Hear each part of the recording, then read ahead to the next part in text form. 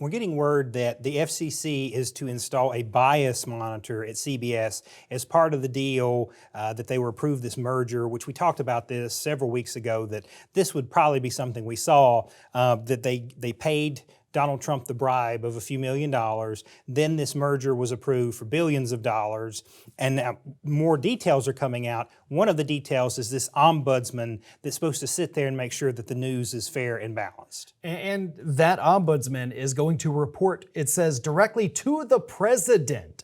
So it's not even like they're going through the FCC to make sure that we have, this fair coverage of everything. They're going directly to Trump. And I'm willing to bet this was probably something that Donald Trump behind closed doors negotiated to make sure that he, at the end of the day, gets to call the shots on what goes on CBS. Now, to me, this is absolutely ridiculous because 99% of CBS is, sitcoms, regular TV shows, whatever it is, game shows during the day. It's the late night talk show host, Stephen Colbert, who Trump hates, who is now, of course, going to be leaving, and 60 Minutes, and then the nightly CBS News. So we're talking about just a handful of shows, but now they're going to have this bias monitor that's going to do the exact opposite.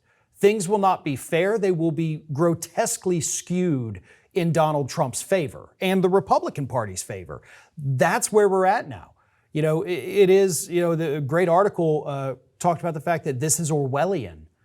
This is exactly the opposite of monitoring bias. It is creating bias. It's a form of doublespeak with this administration. Well, and CBS is owned by the Ellison family, who are themselves Donald Trump supporters. So I don't think that should be lost. This is not like this was some leftist conspiracy that they were pumping out information that favored the left. They were already right skewed empirically because the Ellison family encouraged this. There were those few exceptions that were appealing to the masses, and now this ombudsman's role is to stop that and go tell to Trump, oh, they did this, or you can't do that.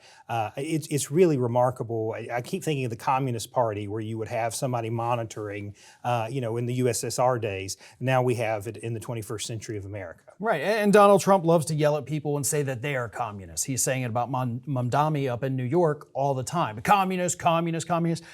You're the one that is pulling stuff straight out of the KGB playbook here.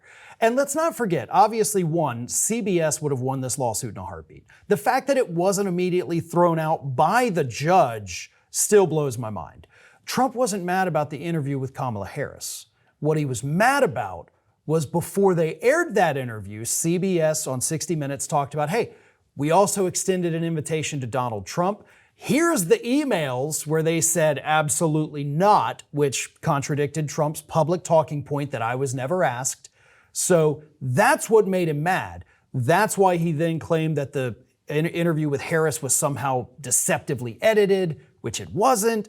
So they would have won. They pissed him off by showing the emails that he intentionally said, I'm not going to do this.